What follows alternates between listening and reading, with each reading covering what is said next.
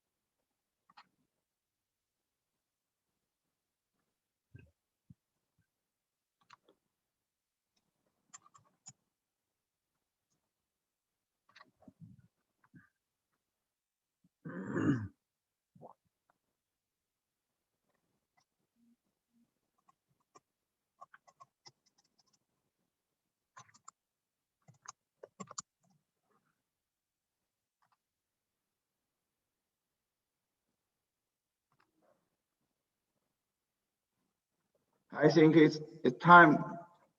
We can start now. Okay. Does Professor Askar join? Yes.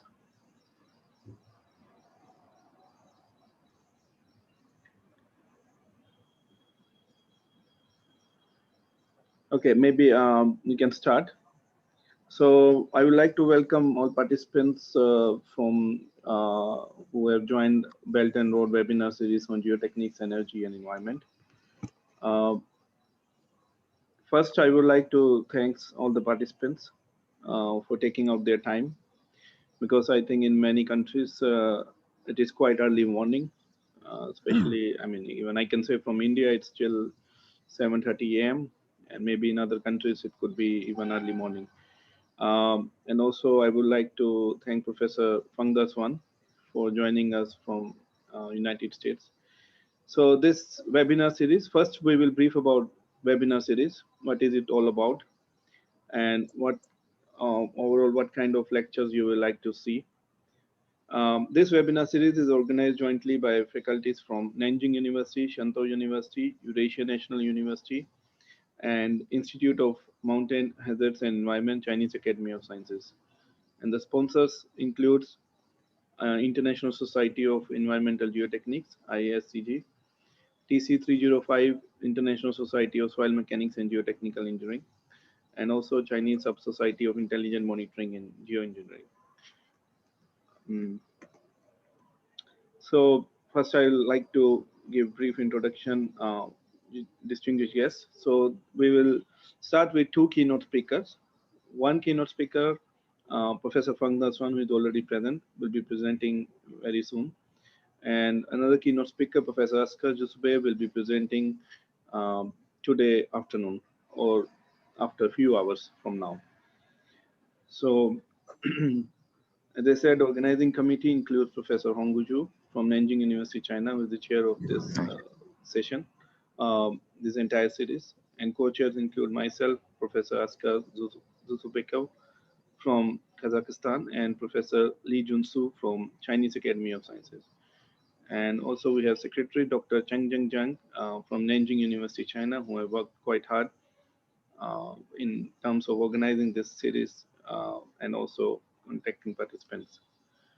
And before we start the keynote speaker, we will have an opening speech from Professor Vinci, who is the chair of International Society of Environmental Geotechnics. He is also professor in Nanjing University in School of Earth Sciences and Engineering, and is a well-known and very famous expert in geology and geotechnics. So Professor Shibin will give an opening speech. Okay, is it Professor Hongguju? Shall I have to play this? Okay. Yeah, you can click the video. Yes.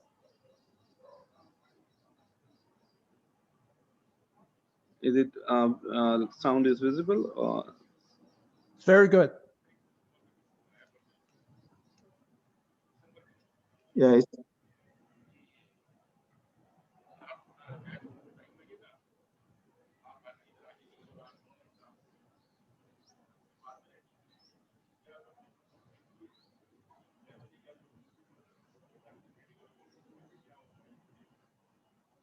I think the voice is low. Okay. Professor, can you make it louder?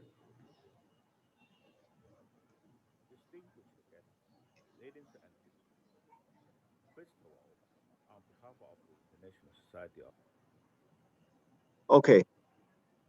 I think it's good. Okay.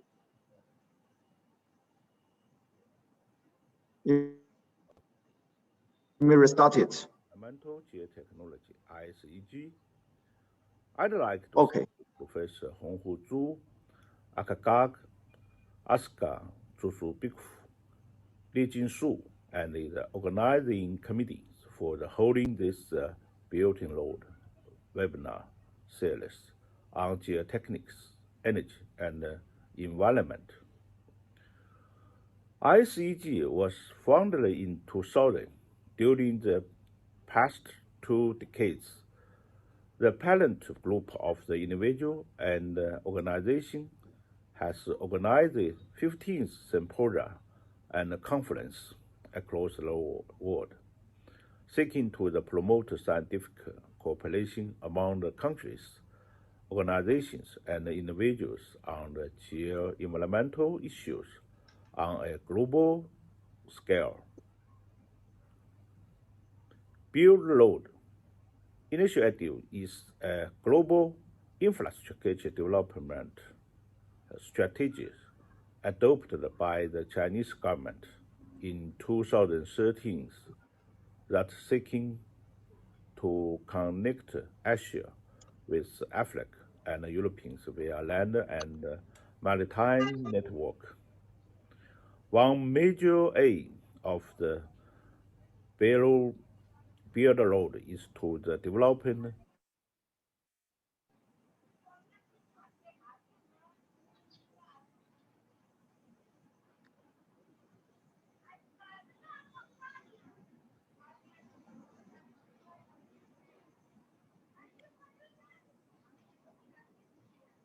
I think something wrong. Yeah. With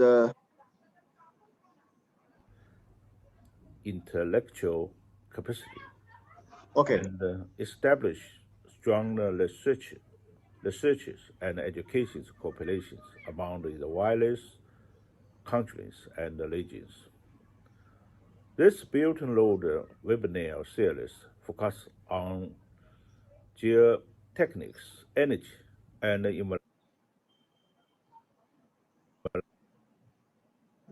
environment, and is being held with the aim to connect young scholars among the Built and Load countries.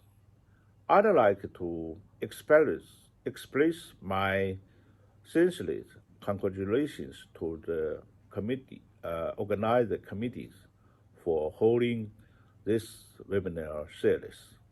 As the one of the sponsors, ISEG will continue to support such international academic activities. We welcome and encourages you and your colleagues to actively participate in such international forum and to bring you competence and ideas with the confluence academic level and industrial environment or from the public authority and political organizations. Now, as a finalist, I wish this webinar series a great success. Thank you a lot. Yeah, thank you, Professor Shi, for this wonderful opening speech. Now, I would like to request Professor Lee Jun-soo from Chinese Academy of Sciences to address opening ceremony.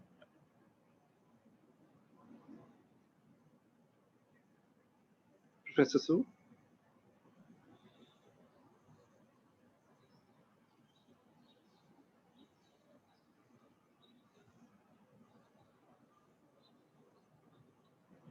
Okay. First, Professor Hongguju, would you like to introduce keynote speaker, the first keynote speaker? I think there's some connection problem for Professor Su. Maybe Professor Ga, can you continue to the next stage? Okay, sure. Yeah. So I would like to introduce the first keynote speaker. Is Professor Feng Hsuan. He's the honorary dean of Belt and Road Research Institute from Hainan University, China. He's also chief advisor of China Silk Road I Valley Research Institute. And Professor Feng Hsuan is also former vice president of research, University of Texas, Dallas. So Professor Feng Hsuan would be sharing his presentation on China's Millennium Transformation, the Belt and Road Initiative. I think it's very honored because Professor Feng Hsuan has written this book on China's Millennium Transport Belt and Road Initiative with very deep insights from this particular project, or we can say concept of Belt and Road Initiative. So I would like to welcome Professor Feng Hsuan to kindly share his views on Belt and Road Initiative and his book, China Millennium Transformation. Yeah, Professor Feng Hsuan. Thank you very much. Let me share my screen.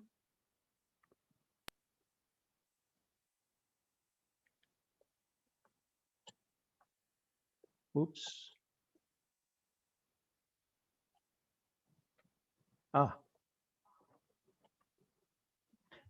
Can you see it? Yes.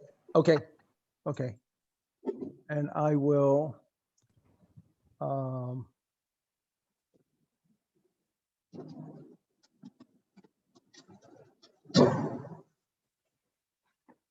okay. Well, thank you very much, Ankit. and also Professor Bing Su and Professor Zhu from Nanjing University for your warm invitation to give this talk. I wrote this book 8 months ago and was published. So I thought that basically what I will be saying, it will be revolving around what I have written in the book. Before I start, this is my WeChat 2D code. So anybody who is interested to communicate with me after the talk, whether you find what I say is interesting, agreeable, or disagreeable, I will be more than happy to communicate with you either via WeChat or via my email address, which I have it here. Especially, I noticed that Nanjing University is one of the sponsors of this event. And it so happens that I was the former board of trustees of this great university. So I'm terribly honored to have this opportunity to deliver this talk. Also, I was a member of the board of Shantou University, which happens also to be this excellent university in sponsoring this event. So I want to also acknowledge this importance. Well, it was already mentioned earlier that 2013 was an important year. On September 7th, President Xi Jinping gave a talk at Kazakhstan's Nazarbayev University, this beautiful campus of Nazarbayev University. The title of his talk is Promote People-to-People Friendship and Create a Better Future. A month later, on October 2nd, President Xi Jinping went to deliver a speech in the Indonesian parliament.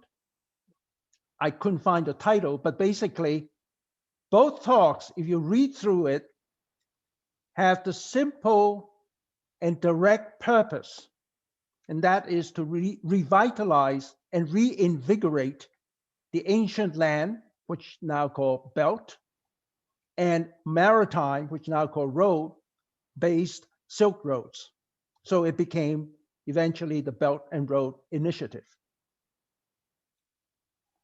Now, the Belt and Road Initiative, although in that former diagram, you think of it mainly as Asia and Europe and Central Asia and so on, but actually it's long gone beyond that.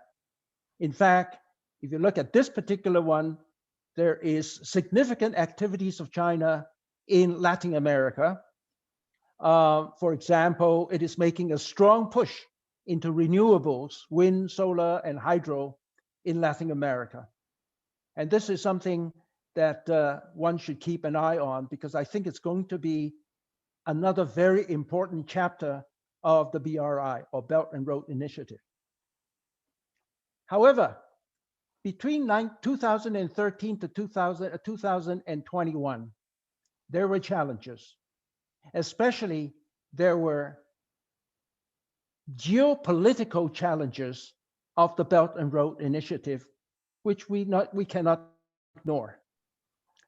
This reporter from the New York Times wrote an article. Her name is Maria Habib. She wrote an article with the title, How China Got Sri Lanka to Cough Up a Port. You can tell from the title of this talk, of her article, she is not keen on the Belt and Road Initiative. Now, what is she talking about? Well, she's talking about Sri Lanka's Hambantota port, a major seaport at the southern end of Sri Lanka.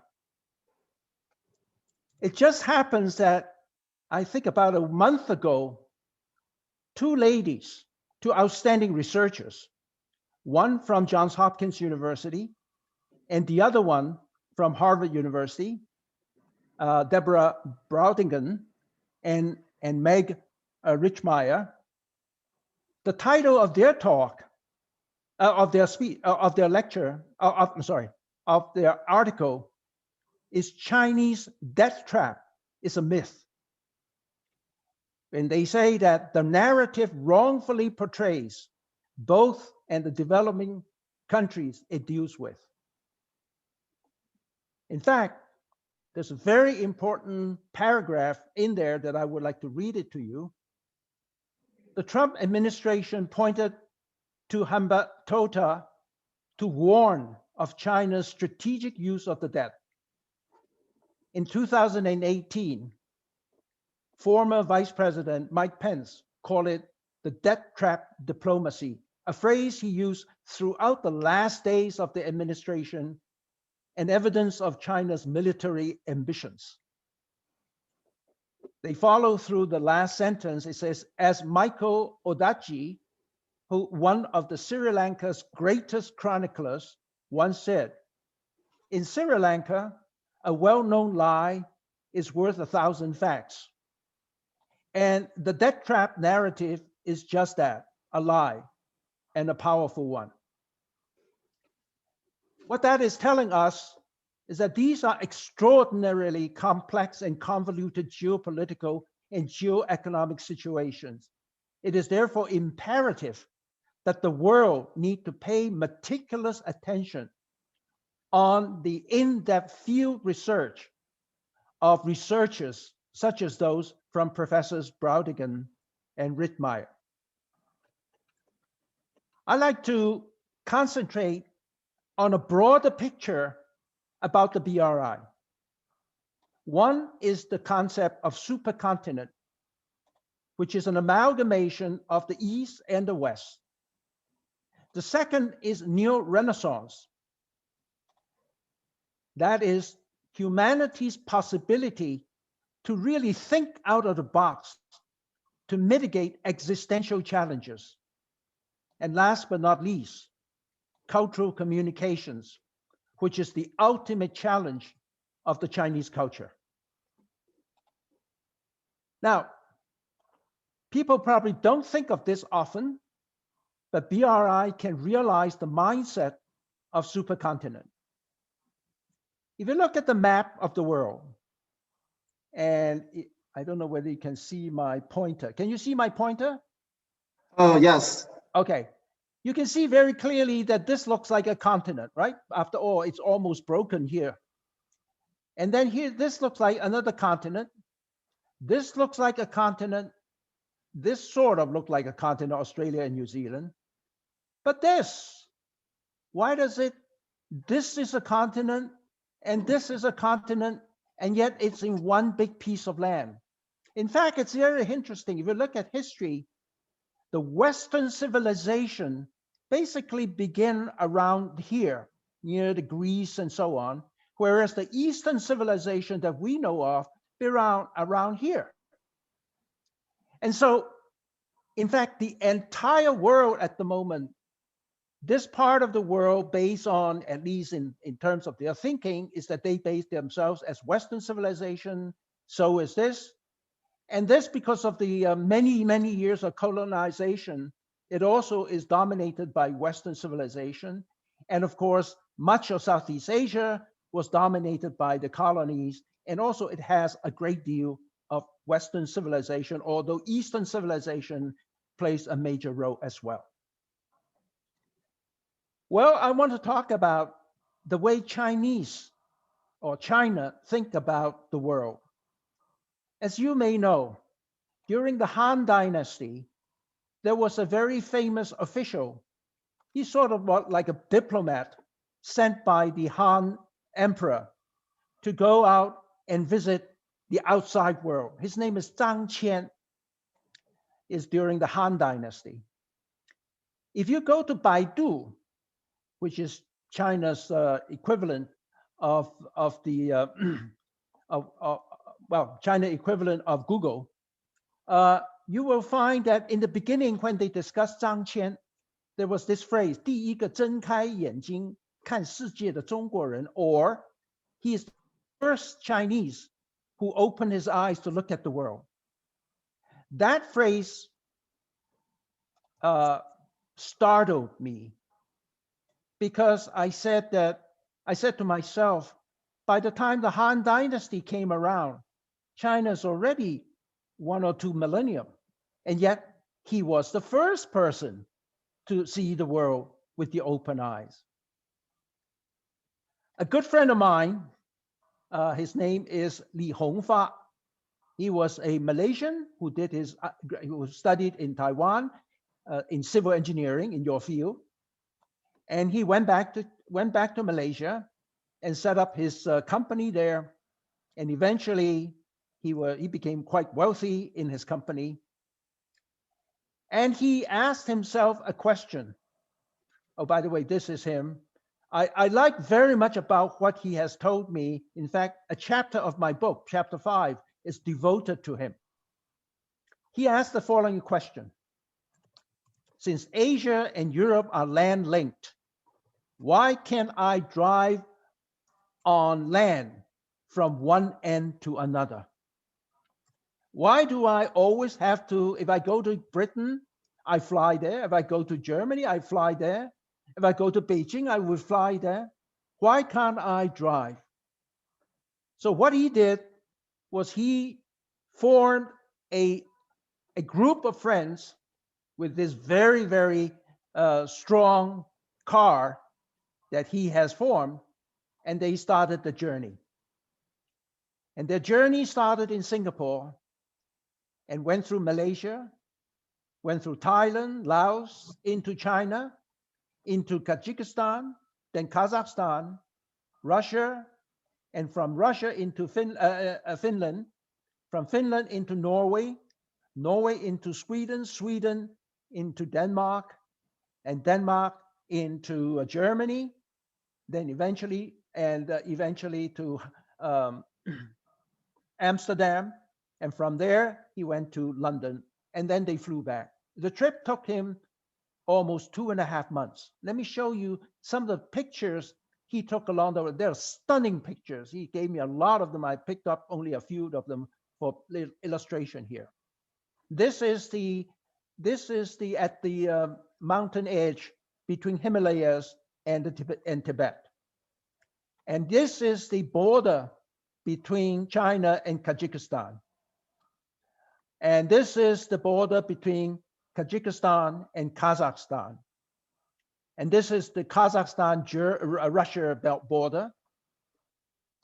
And then he told me a very interesting story, especially appropriate for today's session, is that he went to Kazakhstan's Almaty, and he told me that it was a beautiful city. And for some reason, when they got there, they had difficulty finding accommodations. Eventually, they were given a few rooms to stay in the university. I don't know which one it is, but he said we were very happy to be able to do so. And this is what he said. He said, we were glad, not because we found a place to rest, but because we were able to meet and interact palpably with many students in the university. And he said, to our surprise, we discovered many of them came from all corners of the world, from Africa, Europe, and South America. They were all very enthusiastic about the education they received there. This was the first indication that these Central Asian countries, to him, were not as remote and as one would have think around the world. And I think that this is why I refer to him as the Zhang Qian of the 21st century, is that he is now showing the world the importance of many of these countries in Central Asia, that it is very progressive, there is very advanced, and I think that in the long run, it will play a significant role in the 21st century in humanity. We also, I and my colleague published another very interesting, well, I hope it's interesting, a paper called 从10个数字看中美未来的将来, from 10 data points to observe US-China coming relations. And if you look at the map, you can actually find a map of all the real transportation between Asia and Europe. It's called 中欧铁路, China, Europe rail. And you find that they're all over the place. Now, what is really remarkable is that in 2020, last year, there were 12,400 scheduled trains between Asia and Europe. 12,400. I got this diagram from the Belt and Road Network, and you see that around 2011, just merely 10 years ago, there were only 17. People actually said that it's almost impossible because going through, you have different track size, and you go through borders, and it's just so complicated. Clearly, things have improved enormously. By the time of this last year, there were 12,400 instead of 12. 12,400. So what does that mean? That means such a vast land-based operation together with the sea-based counterpart have become an unprecedented comprehensive transportation network between Europe and Central Asia, East Asia and Southeast Asia.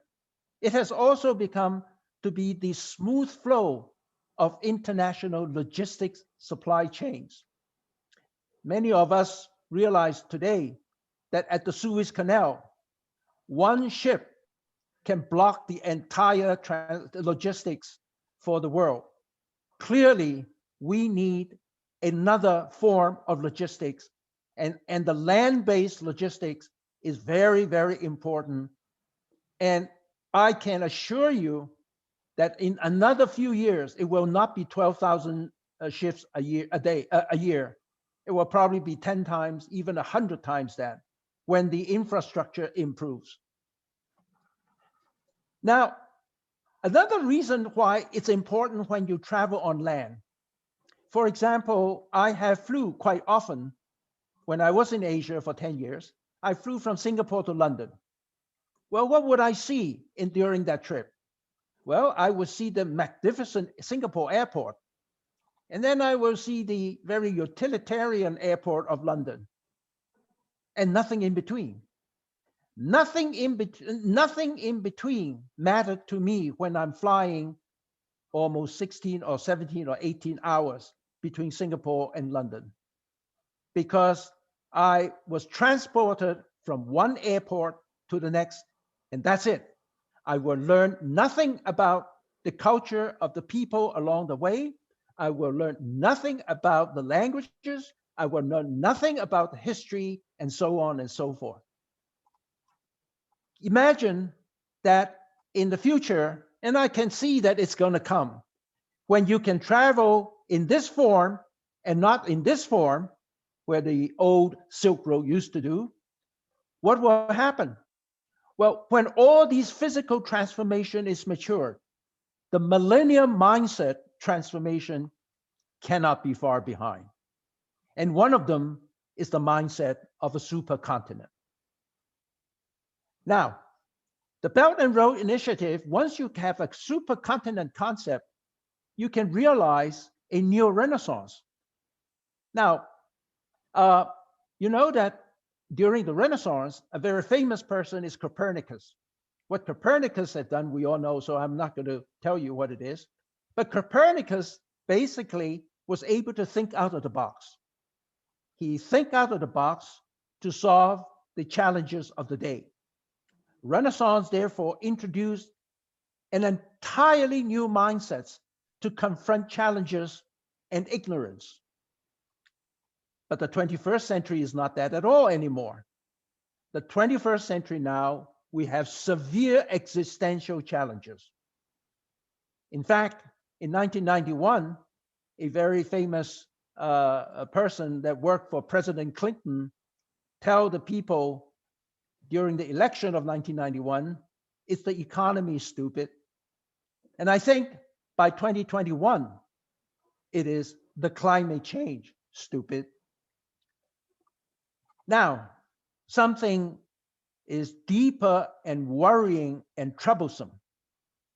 This person, Karen Skinner, was a faculty member at Carnegie Mellon University. She was borrowed to work at the US State Department in 2019. And she said a frightening statement. She talked about the conflict between the East and the West. She said that this is a fight with a really different civilization and a different ideology, and one that the United States hasn't had before.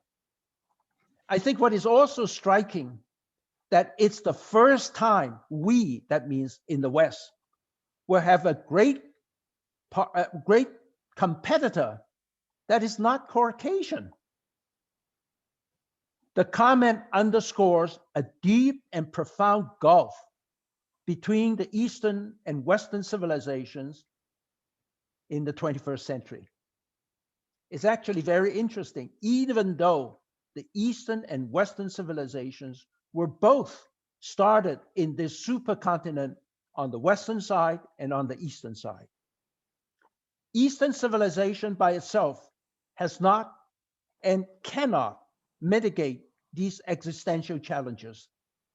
Western civilization by itself also has not and cannot mitigate these existential challenges. In the supercontinent and new renaissance induced by the Belt and Road Initiative, we can fuse the East and Western civilizations and create a new civilization which will allow humanity a hitherto unknown and untried, think out of the box mindset to mitigate the immediate existential challenges. Now, for BRI to be successful, it must engage in cultural communications between people, between countries, and between civilizations. I like to tell you a passage I think is the best way to decide to tell you what this means. This was written by a very famous media person in India called Manoj Das. He published it on January 7th, 2003 in The Hindu, the most important and famous newspaper in India. And this is the website. If you're interested, you can actually go read it. It's a magnificent piece of work, and I urge everybody to read it, not just for the content, but the beauty of the way he utilizes the English language. What he said is the following. I'm taking a passage out. He said, we in India have debated as much as other Asian countries have about the like and desirability of the influence of our culture and the inevitability of otherwise the relationship between tradition and modernity. Like the May 4th movement, 五四运动 in China, which championed Western value ideals in the 1920s, we too voices against our tradition, and that they were given a reasonable hearing. An exchange in this experiences of this kind would no doubt be highly educative. For quite some time, Indian literature for the common Englishman meant what was written by Rudyard Kipling have written. For long, India's window as well as that of the West on Chinese life have been Pearl S. Buck's Good Earth. But when I read Lu Xun, a number of his short stories, for example, the true story of RQ, I realized that despite the work of Pearl S. Buck and other gifted writers, Lu Xun's work had an authenticity could be expected only of a native of China.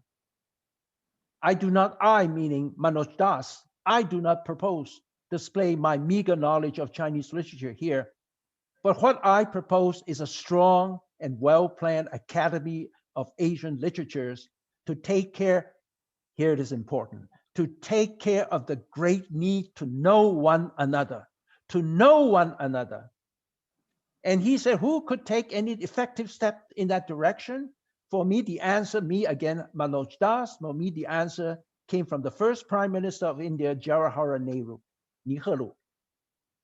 Speaking to Mr. Paul Feng of the Central News Agency in 1946, he said on January 20th, 1946, if China and India hold together, the future of Asia is assured. 假如中国与印度能够携手，亚洲的将来就有保证。This holding together need not be confined to diplomacy. It can by all means be a psychological force that can work wonders in the realms of creativity. By the way, when I read this for the first time in 2001, I fell off my chair. And I tell you why. Who is Paul Feng? Well, it happens that Paul Feng was my father. So these important words of a visionary leader actually were words said to my father.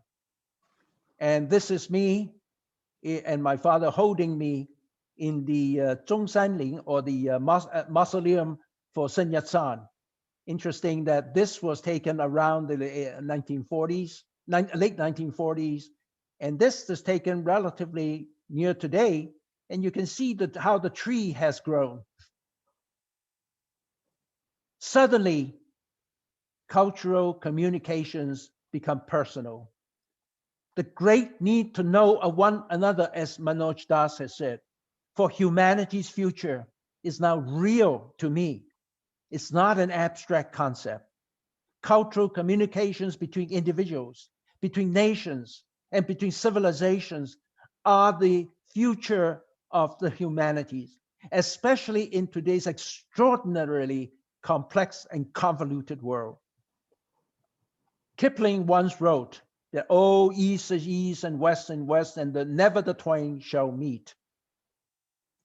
Yet the ultimate take from the Belt and Road Initiative is, or should be, that the East and West should merge together for humanity, for its common future.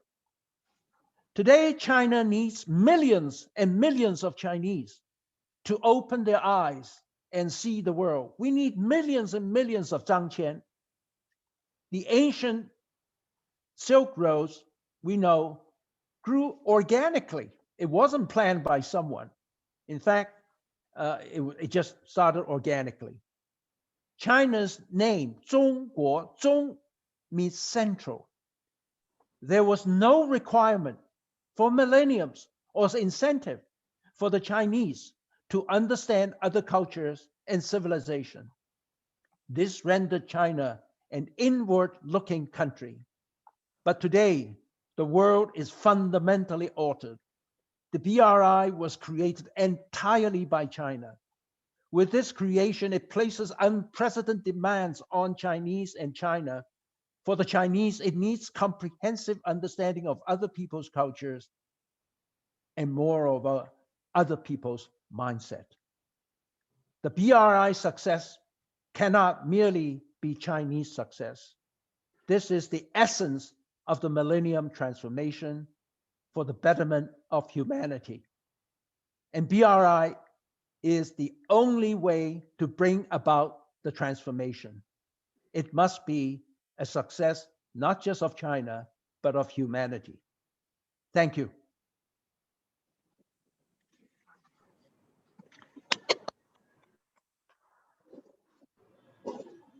Thank you, Professor Feng. Now, may I ask audience if they have any questions, question and answer? They're welcome to ask or discuss with Professor Feng.